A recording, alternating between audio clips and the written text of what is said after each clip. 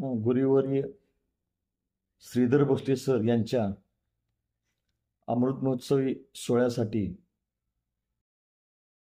त्यांचा 75वा वाढदिवस या ठिकाणी साजरा होत आहे। एक अतिशय सालस निष्ठुर स्वभाव असणारं व्यक्तिमत्व की ज्या हिऱ्याला पैलू पाडण्याची गरज नाही असं असणारं हे व्यक्तिमत्व आहे।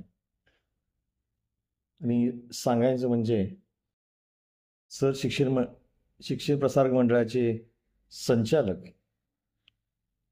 व ते कदम घराण्याचे जरी जावई असले तरी सुद्धा सरांनी कधीही त्यांच्या स्वभावामध्ये हा लवलेश जो आहे जाणवू दिला नाही।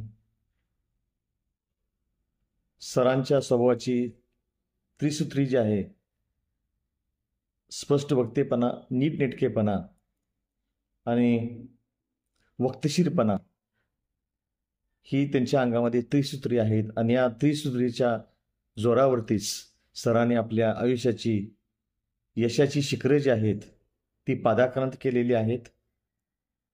आणि अशीच भविष्यामध्ये त्यांनी ही शिखर पादाक्रांत करावीत ही पांडुरंग चरणी प्रार्थना करतो।